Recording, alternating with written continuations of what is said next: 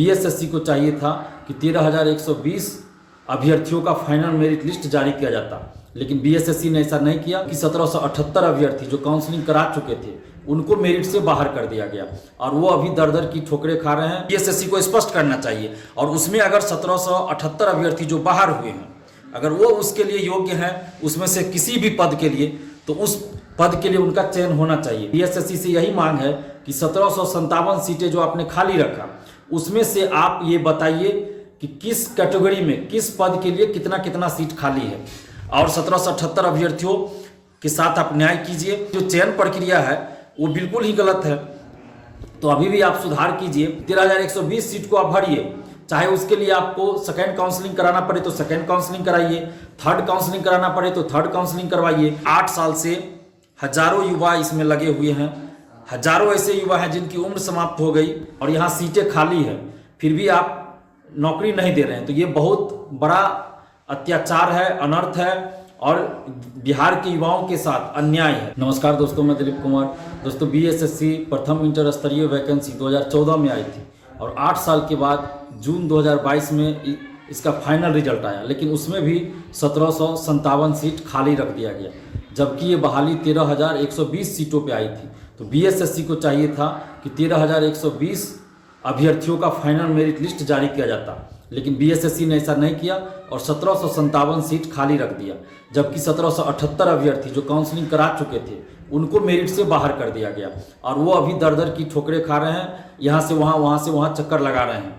तो बीएसएससी को चाहिए कि 1778 अभ्यर्थियों के साथ न्याय करे और बीएसएससी को ये बताना चाहिए कि 1757 सीट जो खाली है उसमें से कितने सीट किस किस पद के लिए कितने सीट खाली है और किस किस कैटेगरी में कितना सीट किस पद के लिए खाली है, जो 1757 सीट खाली रह गया उसमें। तो ये बीएसएससी को स्पष्ट करना चाहिए और उसमें अगर 1778 अभ्यर्थी जो बाहर हुए हैं अगर वो उसके लिए योग्य हैं उसमें से किसी भी पद के लिए, तो उस पद के लिए उनका चयन होना चाहिए। हम ये नहीं कह रहे हैं कि टाइपिंग कोई पास नहीं है तो उसको टाइपिंग का पोस्ट दे दीजिए, हम ये भी नहीं कह रहे हैं कि कोई फिजिकल पास नहीं किया है तो उसको फिजिकल का पोस्ट दीजिए, ये हो भी नहीं सकता।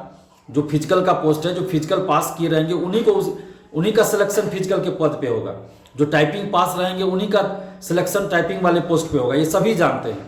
लेकिन अगर कोई अभ्यर्थी ऐसे हैं जो टाइपिंग पास हैं और सीटें खाली है और 1778 में शामिल है, तो उनको उस पद पे चयन किया जाना चाहिए। यानी कि मेरा इतना बीएसएससी से यही मांग है कि 1757 सीटें जो आपने खाली रखा उसमें से आप ये बताइए कि किस कैटेगरी में किस पद के लिए कितना कितना सीट खाली है और 1778 अभ्यर्थियों के साथ आप न्याय कीजिए। और अगर ज़रूरत पड़े, हम ये मांग कर रहे हैं कि आप 13,120 पदों को भरिए। 13,120 पदों पे बहाली आई थी, तो 13,120 पदों को आप भरिए। आपने फिजिकल के लिए किन लोगों को मौका दिया, टाइपिंग के लिए किन लोगों को मौका दिया, ये आपकी चयन प्रक्रिया गलत है। जिन्होंने फिजिकल के लिए पद प्राथमिकता दिया था उनको आपने बुलाया ही नहीं बहुत लोगों को, तो फिजिकल का सारा सीट खाली रह गया। 40 या 45 सीट ही फिजिकल का भरा है, 600 के लगभग फिजिकल का सीट खाली ही रह गया है। तो आपकी जो चयन प्रक्रिया है वो बिल्कुल ही गलत है, तो अभी भी आप सुधार कीजिए। और 13,120 पदों पे बहाली आई थी, इसलिए आप 13,120 पदों पे बहाली को पूरा कीजिए। हम ये मांग कर रहे हैं कि 13,120 सीट को आप भरिए, चाहे उसके लिए आपको सेकेंड काउंसलिंग कराना पड़े तो सेकेंड काउंसलिंग कराइए, थर्ड काउंसलिंग कराना पड़े तो थर्ड काउंसलिंग करवाइए, वेटिंग लिस्ट जारी कीजिए, लेकिन 13,120 पदों पे आप इस बहाली को पूरा कीजिए। 13,120 युवाओं को नौकरी मिलनी चाहिए, क्योंकि 8 साल से हजारों युवा इसमें लगे हुए हैं, हजारों ऐसे युवा हैं जिनकी उम्र समाप्त हो गई, कहीं भी अब सरकारी नौकरी के लिए फॉर्म भी नहीं भर सकते और यहाँ सीटें खाली है, फिर भी आप नौकरी नहीं दे रहे हैं। तो ये बहुत बड़ा अत्याचार है, अनर्थ है और बिहार के युवाओं के साथ अन्याय है, तो ऐसा नहीं होना चाहिए। और जो लोग सिलेक्ट हो चुके हैं वो लोग भी बहुत सारे लोग ज्वाइन नहीं किए हैं, जिनका बीपीएससी में हो गया, बिहार दरोगा में हो गया या कहीं और हो गया, तो ऐसे लोग ज्वाइन नहीं किए हैं। और जो ज्वाइन भी किए हैं उसमें से भी बहुत सारे लोग छोड़ने वाले हैं। तो ऐसी परिस्थिति में 2000 सीटें और खाली रह जाएगी, तो लगभग 4000 सीटें इस बहाली में खाली हो जाएंगी। तो इसलिए बीएसएससी को चाहिए कि वेटिंग लिस्ट भी जारी करे और 1778 अभ्यर्थियों के साथ न्याय करे। अगर इसमें से जो भी जिस पद के लिए योग्य है, हम ये नहीं कह रहे हैं कि आप गलत तरीका से सिलेक्शन कीजिए, नहीं, सही प्रक्रिया से, सही नियम से कानूनन जो सही है उस नियम का पालन करते हुए आप 13,120 पदों को भरिए। चाहे आपको सेकंड काउंसलिंग कराना पड़े, सेकंड काउंसलिंग कराइए, थर्ड काउंसलिंग करवाइए, लेकिन 13,120 पदों को भरिए आप, यही हम मांग कर रहे हैं। और बीएसएससी को ये स्पष्ट करना चाहिए कि 1757 जो सीटें खाली है उसमें किस कैटेगरी में किस पद के लिए कितने कितने सीटें खाली हैं।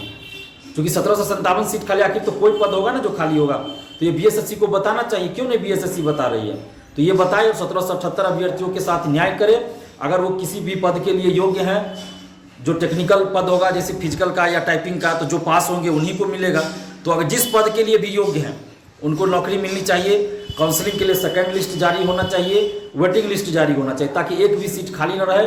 और एक लाइन में हमारी मांग ये है कि 13,120 पदों को आप भरिए, इस बहाली को तभी पूरा माना जाएगा, क्योंकि ये 8 साल पहले की वैकेंसी है। और जितने भी आप लोग प्रथम इंटर स्तरीय बहाली के अभ्यर्थी हैं, चाहे वो 1778 अभ्यर्थी हो या फिर जो काउंसलिंग के लिए सेकंड लिस्ट की मांग कर रहे हैं, आप सभी मिलकर लड़ाई लड़िए और एकजुट होकर लड़िए, तभी सरकार सुनेगी और आयोग सुनेगी। और सरकार को भी चाहिए, नीतीश जी, तेजस्वी जी को भी चाहिए कि इस पे हस्तक्षेप करें और बीएसएससी को निर्देश दे, आदेश दें कि 13,120 पदों को भरे।